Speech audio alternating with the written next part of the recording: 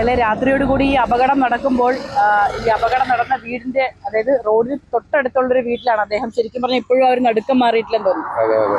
എന്തായിരുന്നു ഇവിടെ ഞങ്ങളെ വീട്ടിനകത്ത് നിൽക്കുമ്പോൾ ഈ സൗണ്ട് കേട്ടാണ് അതിഭയങ്കരമായ സൗണ്ടായിരുന്നു. ഇടിച്ചോണ്ട് വന്ന് നോക്കുമ്പോൾ ഇതാണ് ഇതിന്റെ ഫ്രണ്ടിൽ ഇങ്ങനെ വന്ന് അവിടെ ആ ഭാഗത്താണ് ഇടി നടന്നത്.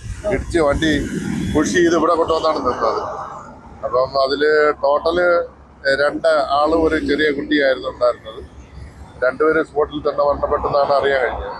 കുട്ടിയ ഇപ്പൊ കിംസ് ഹോസ്പിറ്റലിലുണ്ട്.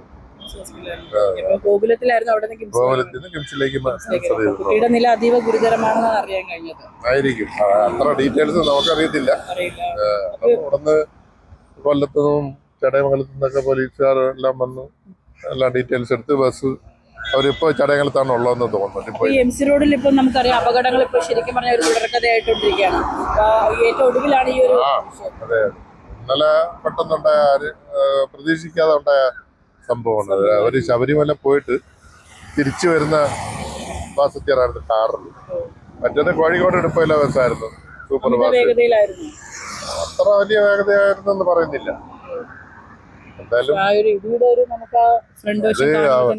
ആ ഭാഗത്താണ് ഇടി നടന്നിട്ട് പുഷ് ചെയ്താണ്ട് ഇവിടെ വന്നാണ് നിന്നത്. അപ്പൊ അത് അത്രത്തോളം കൂടെ രണ്ടും ഒരേ സ്പീഡിലായതുകൊണ്ട് കാറും 2 വാരം ഒരേപോലെ ഇടിക്കുന്നേ അങ്ങനെ ഉണ്ടായതാ. ഇവിടെ തിരക്ക് ഇപ്പൊ മുമ്പത്തേക്കാൾ കുറച്ച് കൂടുതലായിട്ട് അനുഭവപ്പെടുന്നുണ്ടല്ലേ?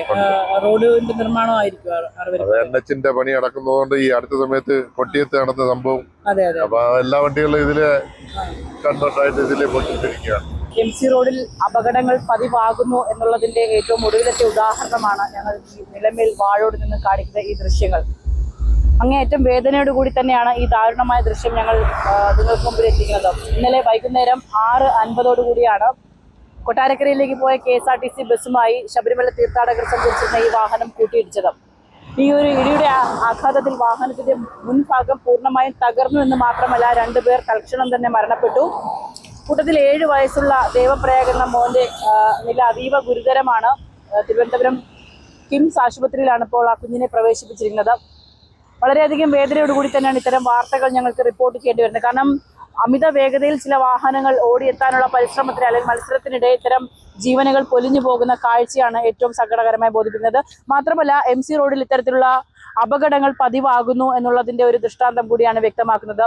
ഈ നാട്ടുകാരും അല്ലെങ്കിൽ ഈ ഒരു സ്ഥലത്ത് രക്ഷാപ്രവർത്തനം നടക്കുന്നതിനിടയിൽ ഇവർ പറഞ്ഞ ചില കാര്യങ്ങളാണ് ഞങ്ങളോട് പങ്കുവയ്ക്കുന്നത്. കാരണം ഈയിടെയായി അടുത്ത സമയങ്ങളിലായി 6-വരിപ്പാതയുടെ ദേശീയപാത വികസനത്തിന്റെ ഭാഗമായി ഇത്തരത്തിൽ വലിയ രീതിയിലുള്ള തിരക്ക് ഈ MC റോഡിൽ അനുഭവപ്പെടുന്നുണ്ട്. ആ തിരക്കും അമിത വേഗതയും വാഹനങ്ങളുടെ ഒരു മത്സരവും ഒക്കെ തന്നെയാവാം ഇത്തരത്തിലുള്ള അപകടങ്ങൾ കാരണമാവുന്നത്. ഏതായാലും ഈ ഒരു സംഭവത്തിൽ സതീഷ് അതോടൊപ്പം തന്നെ ബിച്ചു ചന്ദ്രൻ എന്നിവരാണ് ഇന്നലെ ദാരുണമായി മരണപ്പെട്ടത്. അമിത വേഗത കൊണ്ടും അശ്രദ്ധ കൊണ്ടും ഇത്തരത്തിൽ ഒരു ജീവനും ഇനി പൊലിയരുത് എന്നാണ് ഞങ്ങളുടെ പ്രാർത്ഥന.